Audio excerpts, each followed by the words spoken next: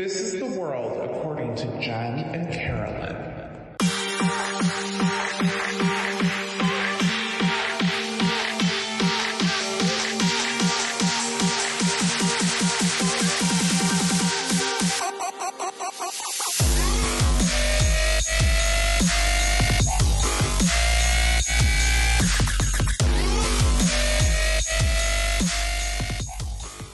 Hey, everybody. Hey, Jen. So today, hey, Carolyn. Hey, Jen. We should probably greet each other first. Mm-hmm. Like it's polite. Let's be civilized, not like serial killers. Right?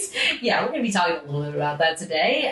The focus of today's episode is going to be, why are women obsessed with true crime? It's a thing. I'm obsessed with true crime. Carolyn, I'm obsessed with true crime. Right? When did you start being obsessed with true crime? Oh, God. I was like 10 or 11. Yeah. Yeah. I mean, it goes deep. It goes back a long ways. Totally. And there was no filter in my house, to put it mildly, and my mom would tell me like horrific true crime stories. Totally. Primarily as cautionary tales. Yes. Like, if you wander off, if you talk to strangers, this is what's going to happen to you. Insert the most horrific thing that could happen to a child. Yes. Yeah. And I was horrified and simultaneously like fascinated. Yeah. Right. So it started young. But, you know, damn near every woman I know is obsessed with true crime. And hardly any dudes I know are true crime enthusiasts. And so we decided, it was in the shower one day and I was like, I think this is a thing. And so we decided to dig where all good thoughts happen. The shower. Yeah. We decided to dig deep into the psychology or just try to answer the question like, why are us women obsessed with listening to stories about rape and murder? Mm-hmm. What's going on there?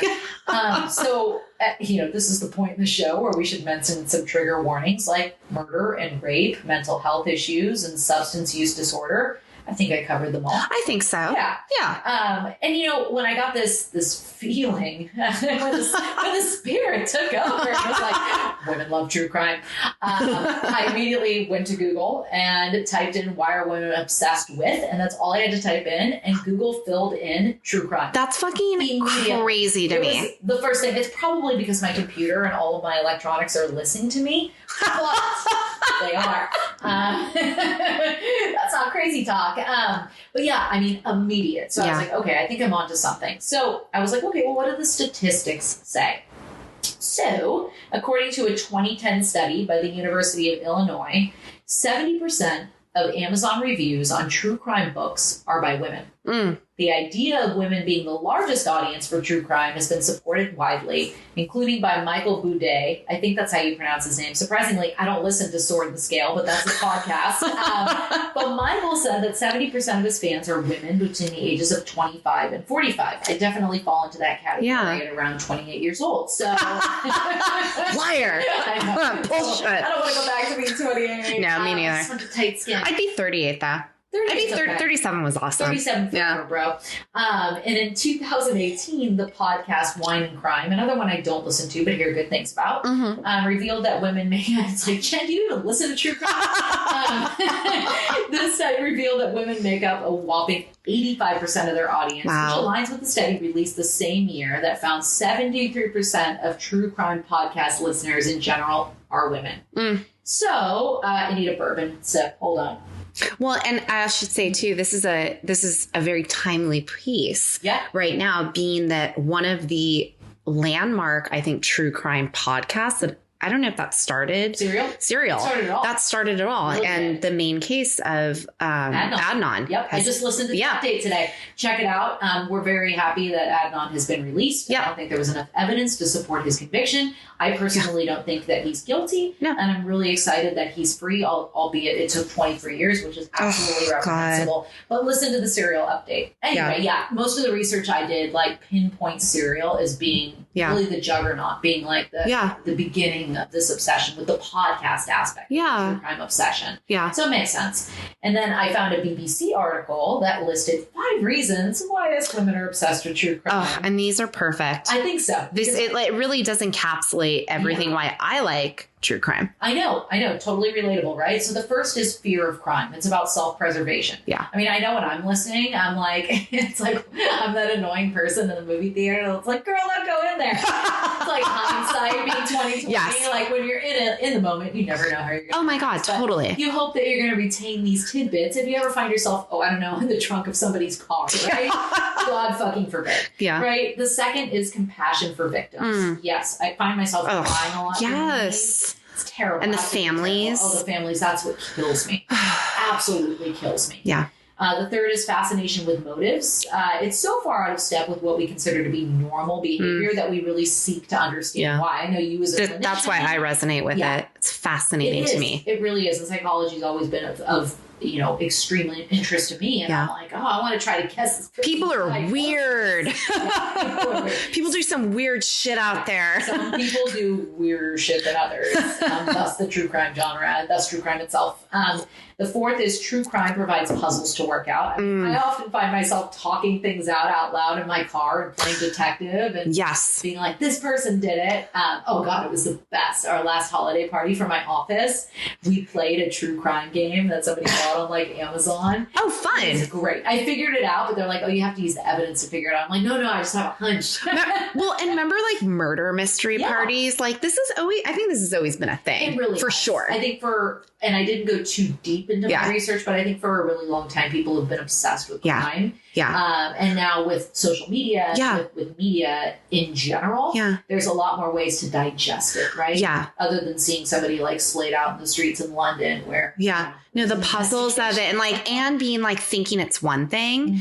And then the way that the podcast often, or even a lot of the shows and the documentaries, they'll kind of be like, but then we talked to this, or we had this data from the cell phone tower. Oh, I love a good surprising.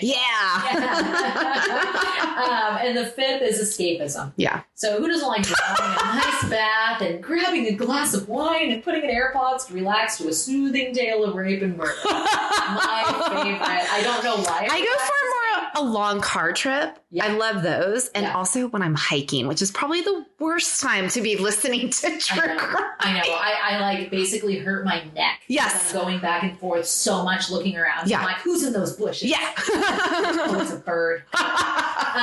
So, we talked a bit about our interest in true crime going way back. What are some of your earliest true crime memories? My first one, hands down, Jack the Ripper. Oh, yeah. I remember we didn't have cable, but we did have KQED. And so both my father's a physician. And so a lot of my parents' stories were always around like medical weird shit that was going on. Yeah. So that was kind of entered in as normalcy. But I remember my dad watching a Jack the Ripper documentary, and like my sister and the three of us just sitting like talking about this and like the history of it and like the politics of it. But then like, my creepy ass is sitting there being like, wow. And then how did he find his victims? Like, what would he do to them? Like, I was like weirdly fascinated by the psychopathy of it, and the planning and the serialness. It's fascinating. It is really fascinating and morbid, which is a podcast that I listen to. That's my favorite. Yeah, they're pretty good. They just did I think it ended up being like a 4 or 5 part series. Wow. On Jack the Ripper. They were very thorough about it. And it was fascinating. I love all that. Yeah. It was great. I digress. So what do social psychologists say? Or some of them, the ones I found quotes from, what do they say about this phenomenon? There's somebody named Amanda Vickery, and she's pretty well quoted. And does a ton of research, really fascinating. And so, she talks about, women fearing becoming victims of crime. And even though we have that fear, we're interested in the genre because it helps us understand how a crime is perpetrated. So it's exactly what we're talking about, right? That self-preservation aspect. And what I found to be interesting is that women were willing to go through the discomfort and fear to get our true crime fix. We listen until the end because we have to know what happens. Yes. We're fucking committed. Yes. As far as I'm concerned, women over men, we're just better at follow through. I'm just going to go ahead and make that blanket, unsubstantiated with science statement. Poor men. Yeah, I know. It's all right. It's all right. We'll talk about They're fine. They're fine. And there's a psychotherapist and counselor named Ria Gandhi who said, in reality, women are often the victims or survivors of crime, and rather than perpetrators. Yeah, and perhaps we're drawn to this genre in search of a sense of justice. I think we all want justice. We all want to feel safe in a world that is controlled by men. I think it's absolutely impossible to feel safe. And if you feel safe, I think it's a false sense of security. That's just me. But we want to feel like the system will avenge us if, God forbid, we become victims. But Carolyn, I think you and I both know that unfortunately, us white women, I think, that tend to feel more protected by the police and the justice system than women of color do.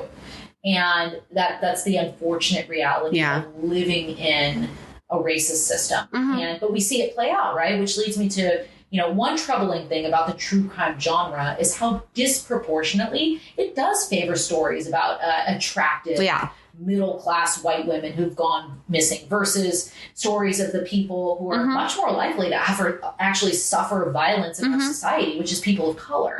Actually, I think it's men of color from the statistics I saw. So, shout out to another podcast that I listen to pretty frequently, Crime Junkie. Most of their recent episodes have been focused on the cases of missing people of color or murdered, unsolved cases involving people of color. Yeah. And I, admittedly and embarrassingly, most of the folks that they mention, I haven't heard of. Yeah. But that's our media, right? They're not highlighting those victims. Absolutely. But thank God that there are folks out there who are doing that work. Yeah. Because it's important work. When you look at like Gabby Petito, right? Oh, everybody knows about Gabby Petito. Maybe you don't, but this was just a few months ago. Cute white girl went missing at the hands of her boyfriend. Everybody knew it was the boyfriend, but there was a lot of shit involved. Boyfriend, not being apprehended right away or brought in for questioning. And he's an affluent white boy. That probably had something to do with it. Anyway, everybody was a buzz about this story. And that's when we saw, and it's not the first time we've heard this refrain, but hey, yes, Gabby matters. Of course, this is a human being. Yeah. But also, what about all of these women of color? How come their stories aren't amplified on the same level? And in fact, Frank Somerville, who's problematic for a lot of reasons. He definitely is, a fragile white man, but he also has a black daughter and is, has concerns. Yeah. And, when he was doing a newscast on Gabby Petito, said something to the effect of missing white woman syndrome, we need to give missing women of color the same attention. He was fucking fired. Yeah. That was fired. It's bullshit. Which is bullshit, right? Frank's got a lot of issues. Yeah. He should not have been fired for that, right? No. And so, what is missing white woman syndrome? And this is a term coined by the late PBS news anchor, Gwen Ifill, whom I love. She was the best presidential debate moderator ever. And Gwen Ifill, talked about this referring to the mainstream media's seeming fascination with covering missing or endangered white women and its seeming disinterest in cases involving missing people of color. Yeah. And I read a fascinating New Yorker interview with true crime scholar Jean Murley. And she traces, this is so fascinating. I love history. Yeah. The answers are all there. The answers are all there. And you see when you read history, the patterns, real history, all history, how deeply embedded racism is patriarchy and misogyny into the fabric of our society. And this is no different, right? And so she talks about, Murley talks about our obsession with missing white women going back to the American frontier, when white settlers began to infringe upon native lands and upon the people who were here first. Sometimes the natives would take captives, and often if the captive was a woman, the interest in and the fears around that particular story became very great and very amplified. Yeah. And that's what we see today. Yeah. She also talks about that racist ass film, The Birth of a Nation. I've only seen parts of it. But, that film, if you're not familiar, I think it was the first moving picture show, maybe. I could be wrong about that. But this film narrated the dangers posed to Southern white womanhood at the hands of black male predators, formerly enslaved people who were positioned as a complete sexual and physical danger to primarily white women. Yeah. So this stuff is really baked into our culture. Yeah. And there's a guy named Zach Summers. He's a sociologist at Northwestern University who studies crime. He wrote a really dense paper on the subject, which we'll link in the show notes. And what he says is, in his studies, white women were much more likely to be the subject of news coverage relative to their proportions among missing persons. And women in general were significantly more likely to be covered than men. Yeah. And then he also says coverage of missing white women was different in intensity. And outlets were more likely to repeatedly report on particular stories of missing white women, which drove up the total number of articles about white women. And by choosing to disproportionately highlight the experience of whites and women, the 4 news websites that he covers, I don't remember what they are, implicitly or perhaps explicitly, are intimating that the cases of those individuals matter more, right? 100%. Coverage. There's more visibility. I mean, you and I grew up, we were, I think, in our early 20s when the Lacey Peterson thing happened, right? Yeah. Beautiful, pregnant, missing, ultimately murdered. I only remember hearing about white children or white women. Absolutely. John Benet Ramsey, what was that crazy lady who murdered her kids? Oh, Lori Vallow? Yeah. Yep.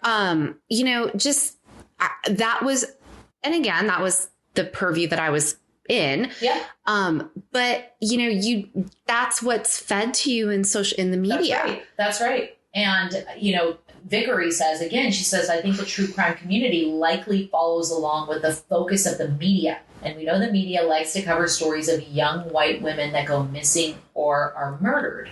And so, that's the racial bias that we're seeing. What do you do with my water? Oh, here it is. Okay. God. Dry mouth. I get so dry all this talking. But it makes sense. And, we are watching what the media chooses to highlight. Yeah. And then subsequently, those who in the true crime community, not everybody, but a lot of folks, will highlight and amplify those stories that are most covered in the media. Yeah. And,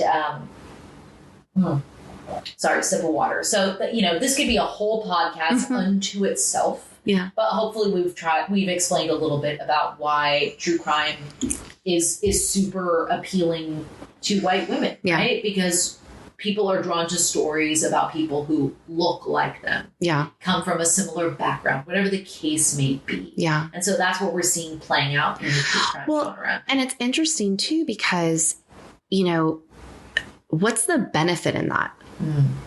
Like, what's to be gained from that, from a racism perspective? Yeah. If again, it's like, the agenda, if it's a person of color doing the murdering, I could see how that's working some sort of white agenda. Well, it's this notion of white women need to be protected, and white women are this incredibly valuable commodity. And if anything happens to a white woman, a good point, their lives are far more valuable than the lives of people of color. Look at all the missing and murdered Indigenous women in both the U.S. and Canada.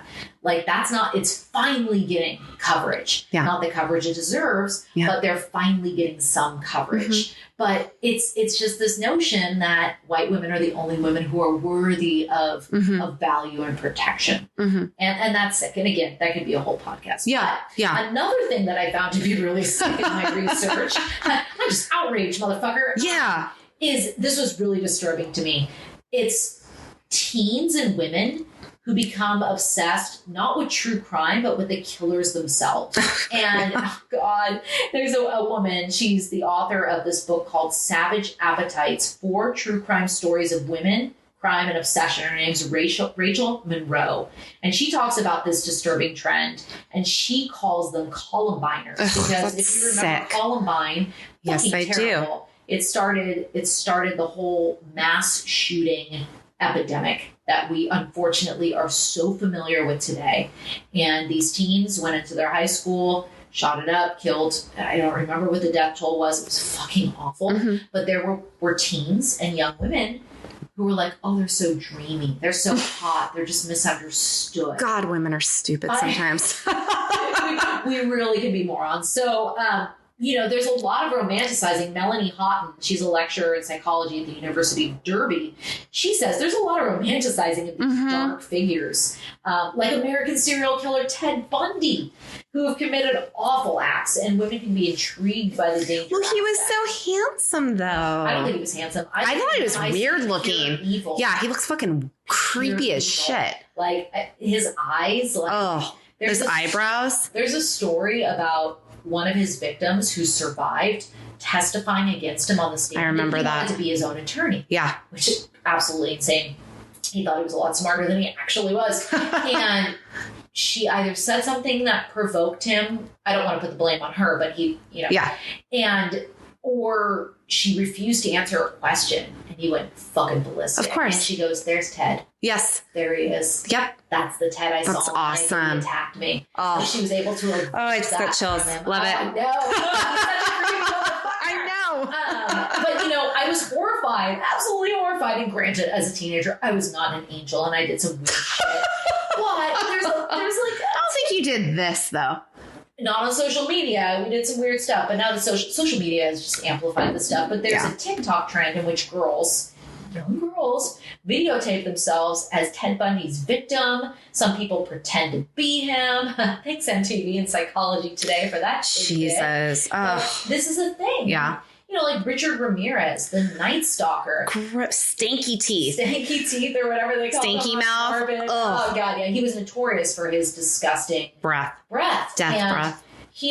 Obviously, like, unhinged and did terrible crimes to men, women, and children.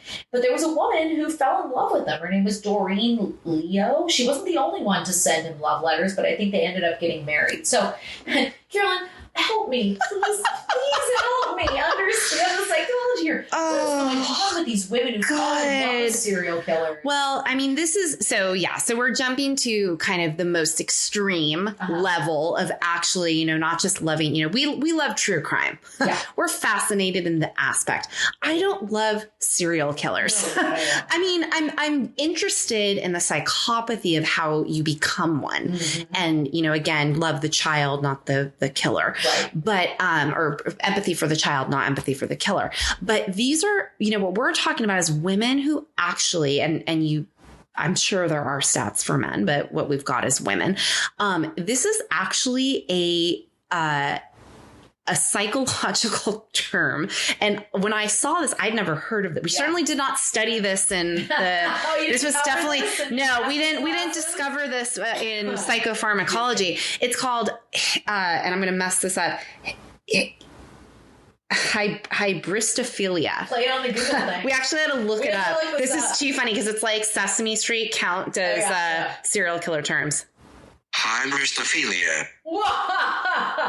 Hybristophilia. 2 murders. Hybristophilia. All right. So hybristophilia is actually, there's 2 types. There's passive and there's aggressive. Mm-hmm. So when you're basically what this is a sexual attraction to someone who's literally committed a gruesome crime, a murder, a rape. It does occur more often in women, but there is research that it occurs in men. The passive one is, think of the woman who writes fan mail, admires, wants a piece of, think of like the women who would follow Manson, or like in prison, things like that. But even people who just follow these guys and become their harem. There's actually a term. It's called SKG, serial killer groupies. Oh, God. I know, right? I mean, I guess it's the same way you follow the dead. You follow a serial killer. No, definitely not the same.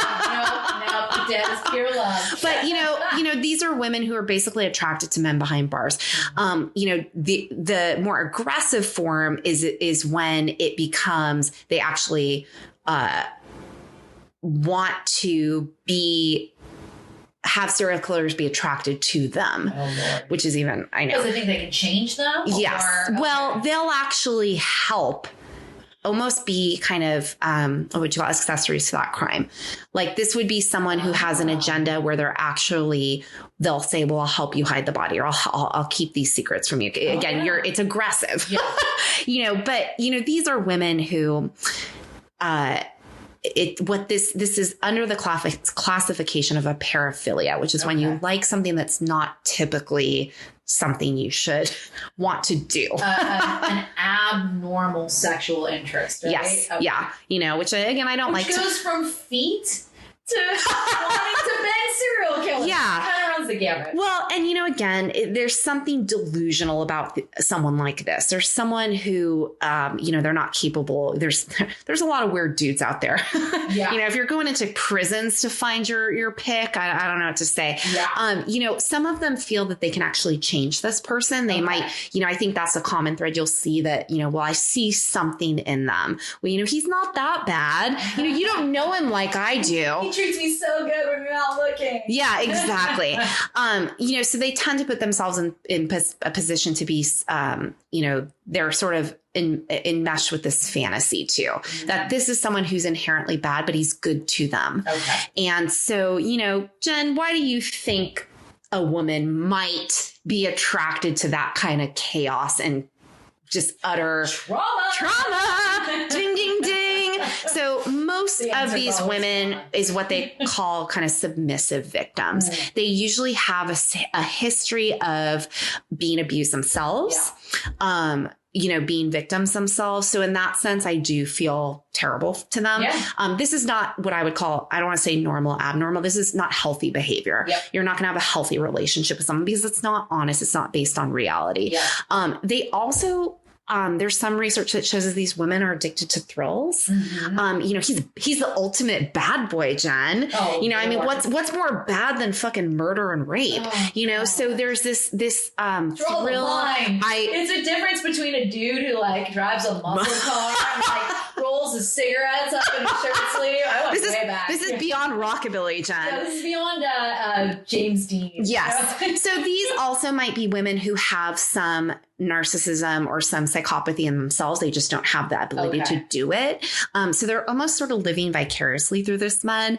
But again, these are, there's some good books, Demonic Males, women who love men who kill. We'll put all this in the show notes. So if you're really fascinated by this, again, this could be a whole nother show, but it's a phenomenon. It's not common, but it's common enough. And there are plenty of women who I think are really lonely. And these are men, they're attention seeking. They're looking for that affection. At the end of the day, these men probably are really charming to them, but it's a manipulation. Well, a lot of them are narcissists, right? 100%. What they want. They want that attention from anyone and everyone. But they're manipulating the whole time. Totally. They don't love these women. They see them as a means to an end. Well, you made me think of when you talked about wanting to be a part of it, acting like an accessory. There was a woman, I had to look it up because I was I'm reaching. I know this happened. Veronica Compton, I think her name was. And she fell in love with one of the Hillside Stranglers. I think it was Kenneth Bianchi.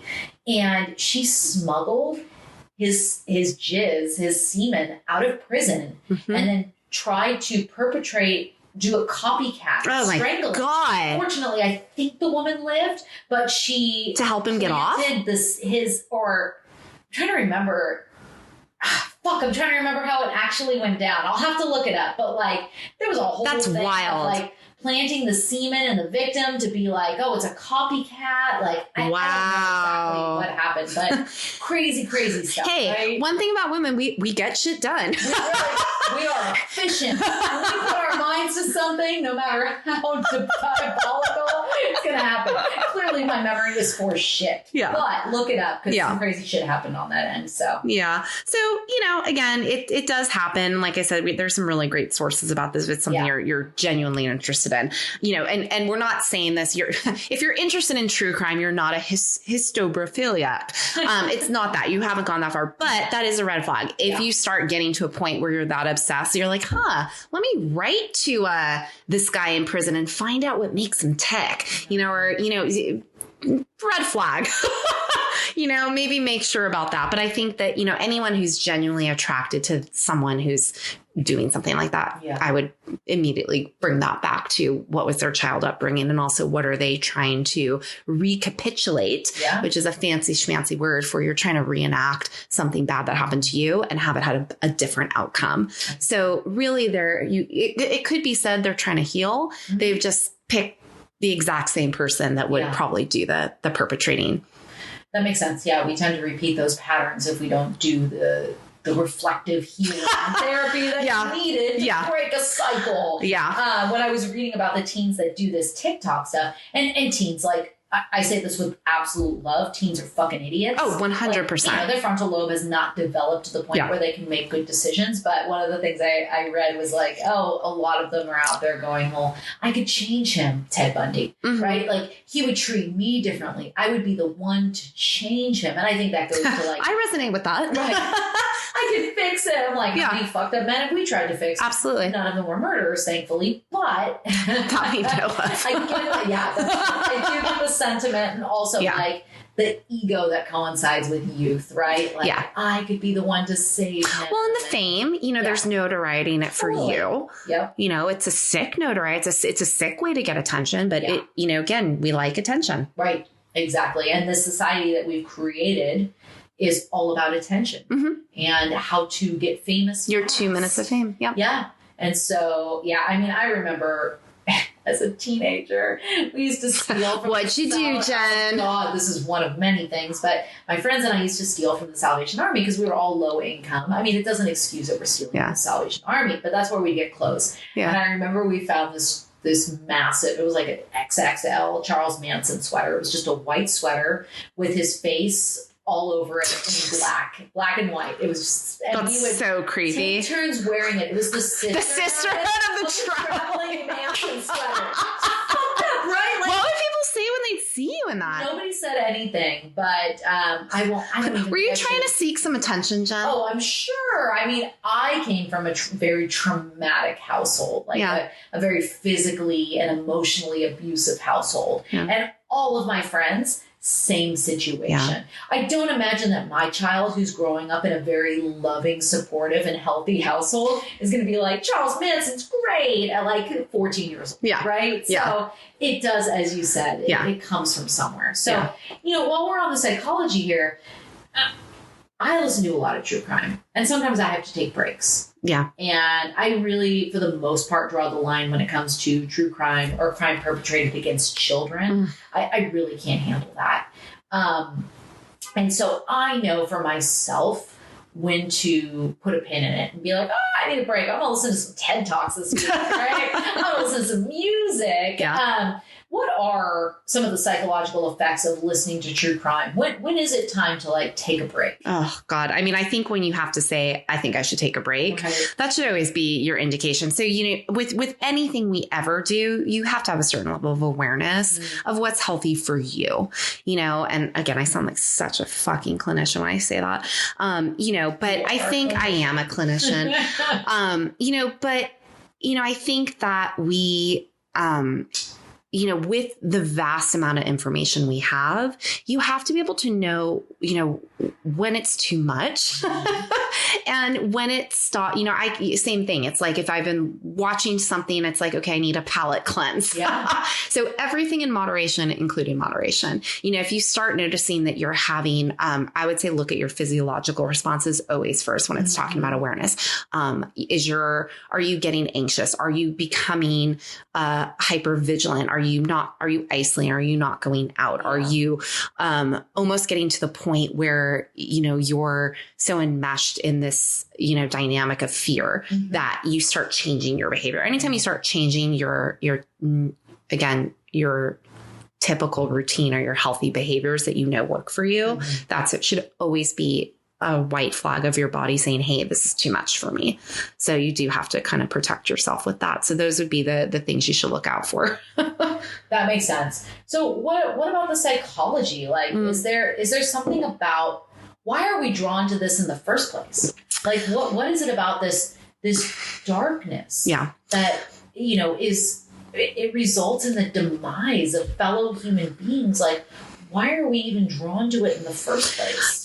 Think of the same, I think it's probably different for everyone, but if I were going to make a blanket statement, Cleveland Clinic, it's not my blanket statement, it's the Cleveland Clinic's blanket statement. But if we look if we look at research, if we look at the academic world, if we look at the medical community, we're fascinated in things that are outside of what we would do. In the same way that some people want to, you drive by a car accident and you might want to look, and some people don't. And I think that goes the same way with this type of stuff. There's some people who get a fascination with macabre. Yeah. They're, and it's not necessarily even morbid around it. It's just, this is something that could happen to me. So like what you said, I want to prevent it. I want to understand what someone who is a predator is trying to do. Like, I don't wear my hair in a ponytail anymore when I'm hiking or things like that. Or, you know, when I'm walking home, when you read enough stories where you're like, hey, the girl was walking home. She wasn't paying attention. She was looking at her phone. Yeah. So when I'm walking out, I've got my mace in my hand. I've got my birdie in the other hand. If you don't have either of those things, you should. Birdies are great. You know,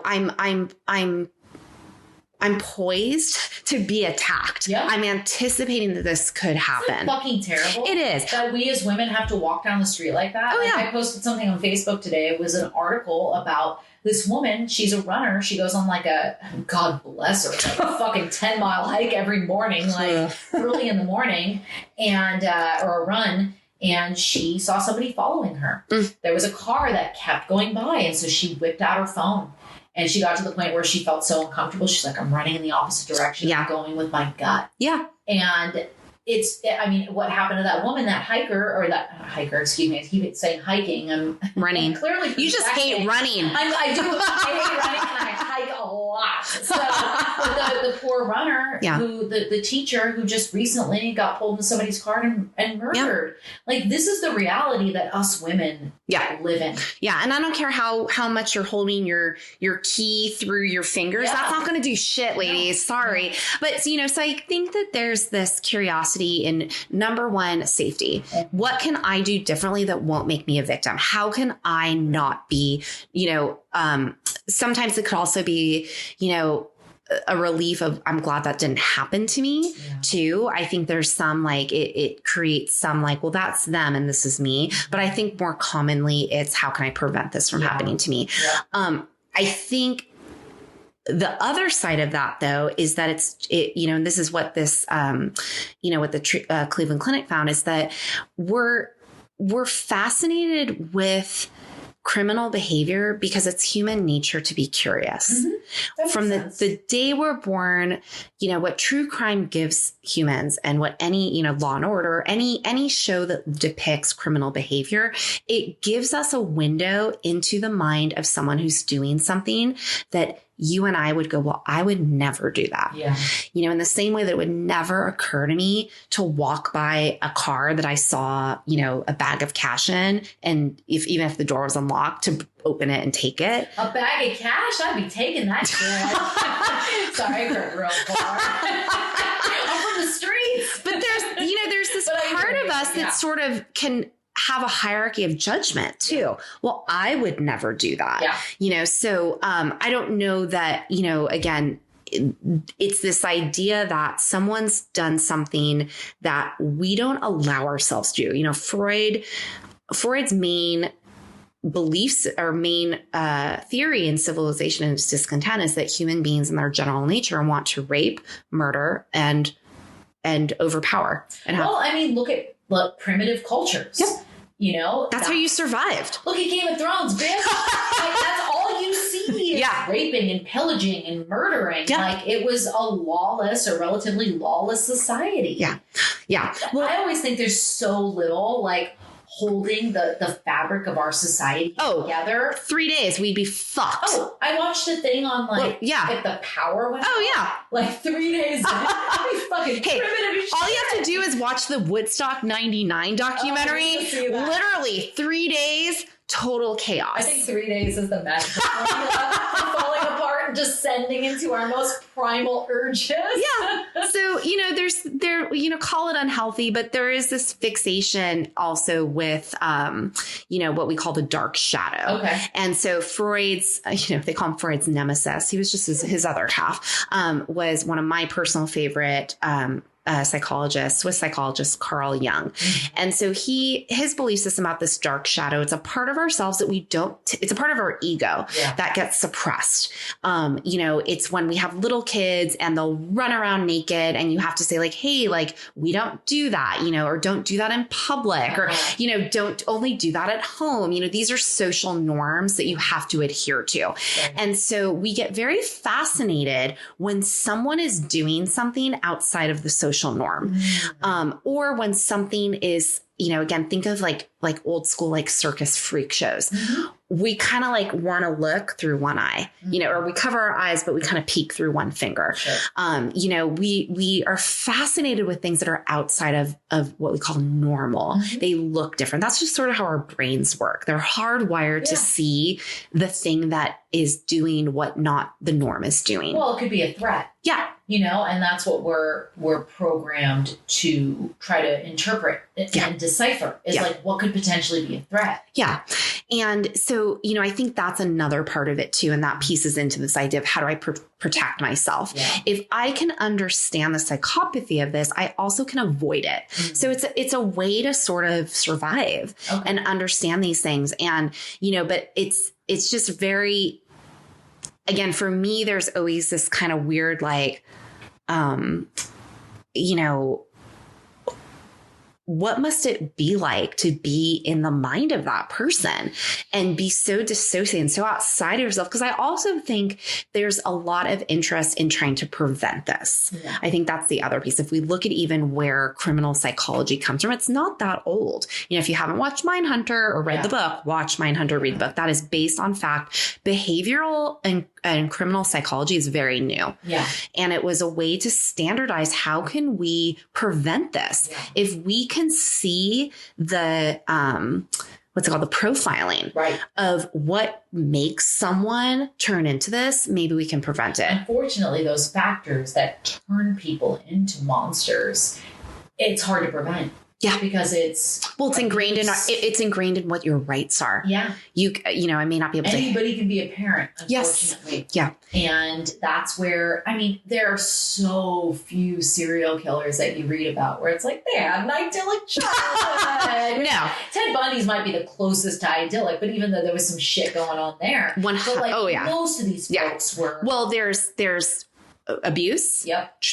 Sometimes physical abuse to the point where they've actually had head trauma that's head shifting their brain. Huge factor. There's enough to be a statistic. 100%. Yeah. There's a narcissism or borderline tendencies in mothers or fathers. Oh, yeah. And also the ability to sort of, we can't police people in their homes. Exactly. I'm raising a white boy, so I have to be real Jen. Because they always indict the mom. They're like, I hate women. It was my mom's fault. I took out 50 women because of my mom. I'm like, oh shit! I got a big responsibility. We won't let anything happen to him. I think it'll be all right. So I think those are sort of, again, this deviance in the human psyche. I think we're kind of fascinated by. Okay, that makes total sense. Is it sick? I guess so, but I don't know. I think that need to understand, that desire to understand, that curiosity, there's nothing necessarily sick about it. But I think when you get to the point where it becomes an obsession and you're not actually a detective, it's not your job. Like, it might be time to step away if you think you're Clarice Starling. Like, I want to be her. That was the other thing. So when Silence of the Lambs came out. Well, and it's funny because I can't watch horror films. But I can watch Silence of the Lambs. Interesting. That scares me far more. I mean, not that I gravitate away from it. I love those movies. Yeah. But the paranormal, I'm like, that's all made up. Likely. No, Jen, that's real. What are you talking about? You never know. Poltergeist is a thing. I'm not going to rule vampires out. I love vampire shit. But human beings are the real monsters. Yeah. And watching a documentary or a, whatever about like Jeffrey Dahmer, for instance, I'm like, that is truly frightening. Yes. Whereas like some shit about like a haunted dog or whatever, some like exorcism, like whatever, that's fake bullshit. You didn't go to Catholic school, Jen. I did. My husband will not watch religious horror. He won't watch horror, period. But religious horror in particular, he's like, oh hell no. Yeah. Like that's my favorite. Yeah. But that makes total sense. And it makes sense too that again, going back to the disproportionate part of women is that, again, if we're more likely to be the victims, we're more likely to be the customers of this genre. We are more likely to be the victims of serial killers, not violent crime necessarily, but serial killer victims is what I understand. And that makes total sense. I mean, me and you look like Ted Bundy's victims. We're a little, we're a little old now, but we have brownish hair that we typically part down the middle. And I totally would have helped him. Yeah. Oh, yeah. Put on a cast and like try to put a couch in your van. See, now I'm conflating it with Silence of the Lambs. Well, Silence of the Lambs stole that from Ted Bundy. They did. That's Ted right. Bundy put on the sling and was like, "Can you help me with my boat?" I'd be like, "No, bitch, I'm tired. I'm going up to my cat." Well, that's it. Yeah, exactly. I don't help anyone move. I don't even move my own shit. Playing in the background. I can't American Girl. That scene. 100%. That's another thing too, right? Like women we are socialized and conditioned. Well, I don't want to be rude. Right. I don't want to be rude. You gotta be rude. You gotta be fucking rude as shit. Do not be afraid to be a dick because it could keep you alive. I think that's like Crime Junkies' theme is something about being rude and like being weird and like just stay alive. Yeah. So I love them for that because it's true. Because as women, we really are so hyper focused on, well, I don't want to be perceived as rude. Like, I have to be helpful. Yeah. Well, like, I don't got to help nobody. No. Well, and it's sad because I remember my parents are probably the most adverse to volunteerism and community nonprofit work, things like that. But, my dad, God bless him, like used to say, you can't trust people. If someone asks you for something, you got to be on guard because that could be a ruse and someone could be behind you. And I'd be like, "Oh, Dad." And now I'm like, no, that was like, good advice. It was. And it's like, don't be nice. Yeah. Which again, I suppose that is sad in our society, but you have to be realistic. And again, we don't want to scare you, but you have to, you must be aware because that's how you keep your instincts and you have to have your 5 senses. So I'm sorry. I know your iPods are in or your AirPods are in, but you got to be aware because these are, in listening to all this stuff for however long we've been doing, I mean, fascinating with it. When you're not in touch with your instincts and you rely on your 5 senses, all of your 5 senses in real time. I'm so sorry, honeys, but our brain has not caught up to social media and to online dating or these types of formats. You have to have your wits about you. Yep. And again, I'm not blaming victims. I'm not saying anything like that, but as women, knowing that you are more likely to be the victim of this, use that to empower yourself and be self-protective, but keep your awareness so that you can trust your gut. Yeah. And the more information coming into your system, the harder it's going to be to isolate how you actually feel about something. And so if you get a weird feeling, trust it. It's better to just run, girl. Yeah. Like, what's the worst that's going to happen? You're going to get a great run out of it. Yeah.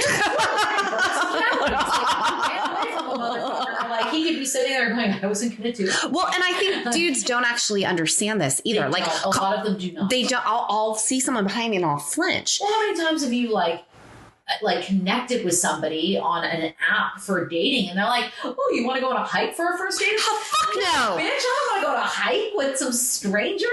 And if you don't understand why I'm apprehensive about this, or even give you my number. For me. Yeah, exactly. Exactly. Yeah, so, you do have to be aware of these things, but, again, take breaks from everything in moderation, always just monitoring your stress level. I mean, I get worked up during these things. I'm mostly, ironically, not so much for the murders and that part of it. It's when they get to the legal aspect of it. Because usually something goes wrong. Something goes wrong and these fuckers fuck up. Yeah. So much that's when I get triggered. The social injustice of it. But so I think I hope that answers the question of why we are fascinated with these things. I think we covered the gamut here, and there's obviously more that can be said. There's always more that can be said. Right? We're trying to keep the shit to 50 minutes. Because we read that 40 to 50 minutes is a sweet spot for podcasts. So I guess so. We're trying to. I mean, I'd love to listen to us for hours and hours on end, but because we're narcissists. So, but the non-murdering kind. Yeah, exactly.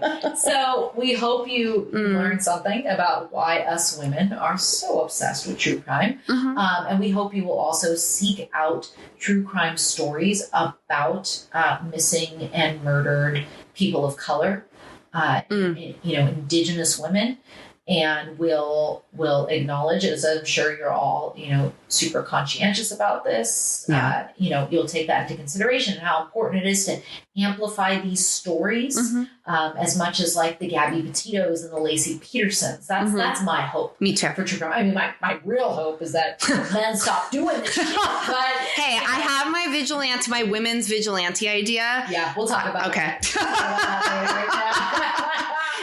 It's a little weird. It's a little out there. We're gonna go girl with the dragon tattoo. But yeah, so anyway, we hope you enjoyed this episode. We hope you learned something, and stay safe. Take care of yourself, physically and psychologically, and we'll see you next week. Bye.